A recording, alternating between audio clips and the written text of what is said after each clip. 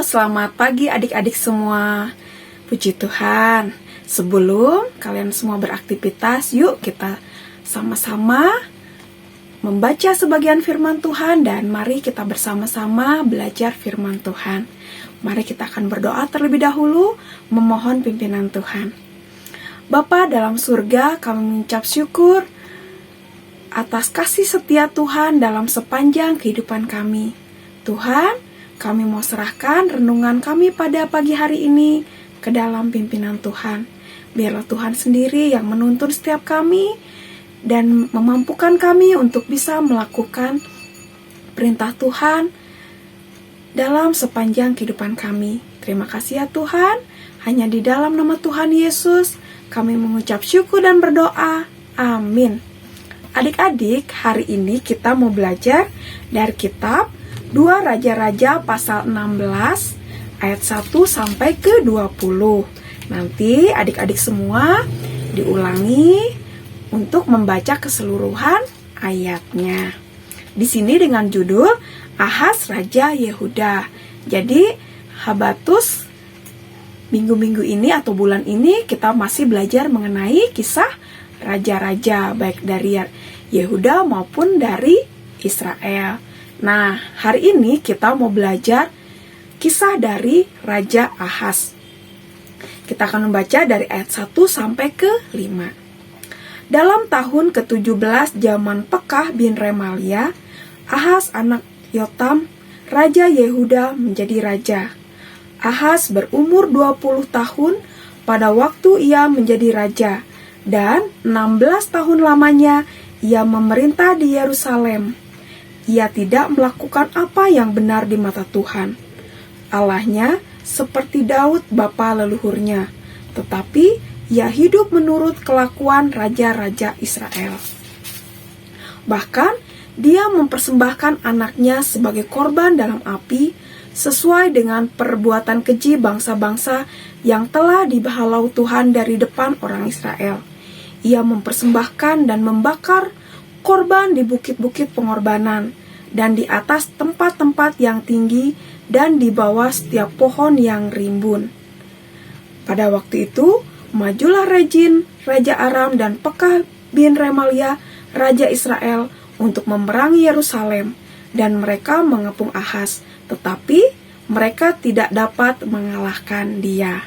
Nah, adik-adik, di sini Ahas, raja dari Yehuda, melakukan apa yang tidak benar atau tidak berkenan di hati Tuhan. Tentunya ini adalah perbuatan yang jahat. Dia bahkan tega ya mempersembahkan anaknya sendiri sebagai korban bakaran. Dia menyembah berhala. Wah, itu sangat menyakiti hati Tuhan. Tetapi di sini Tuhan masih mengasihi adik-adik, sehingga ketika Raja Israel, Raja Aram menyerang Raja Yehuda ini atau dalam pemerintahan Raja Ahas ini, dia bisa mengalahkan. Tentunya ini karena pertolongan Tuhan. Tetapi adik-adik, kalau kalian nanti membaca keseluruhan ayatnya, Raja Ahas tidak puas. Dia malah meminta bantuan kepada Raja Asyur untuk menolong dia sebagai penolong dalam kekuasaan atau pemerintahannya. Wah, adik-adik, bahkan lebih parahnya lagi, Raja Ahas ini mengambil barang-barang atau benda-benda di rumah perbendaharaan Tuhan untuk dipersembahkan kepada Raja Asyur. Tentunya ini sangat jahat di mata Tuhan. Nah, adik-adik, perbuatan Raja Ahas ini tidak boleh kita contoh ya. Nah, Raja Ahas ini padahal dia seharusnya sadar ya bahwa dia ditolong oleh Tuhan Allah, tetapi dia tidak puas. Dia malah mencari bantuan dari Raja Asyur atau mencari bantuan kepada manusia. Nah, hal tersebut tidak baik ya adik-adik. Tentunya jangan kita contoh. Nah, dalam kehidupan kita terkadang kita sering mengalami sakit, pernah mengalami kesedihan, pernah mengalami masalah atau pernah mengalami kekecewaan. Nah, bagaimana sikap kita sebagai anak-anak Tuhan? Apakah kita merenungi diri sendiri, menyiksa diri sendiri, melamun, atau kita mencari teman atau mencari orang? Kita curhat atau kita mau bercerita, kita mau minta tolong teman kita supaya teman kita yang bisa menolong kita. Atau kita datang ke kamar, kita berdoa, kita memohon kepada Tuhan, kita bercerita kepada Tuhan. Nah, adik-adik, di sini tidak salah ya kita meminta pertolongan kepada teman atau kepada saudara. Tetapi di sini yang terpenting adalah kita harus mengutamakan Tuhan dalam segala kehidupan kita. Ketika kita menghadapi masalah, yuk kita berdoa terlebih dahulu, memohon kepada Tuhan. Segala sesuatu yang kita alami, mari kita belajar untuk menyerahkan terlebih dahulu kepada Tuhan. Dan biarlah Tuhan sendiri nantinya akan bertindak menolong kita. Banyak cara yang bisa Tuhan lakukan untuk menolong kita.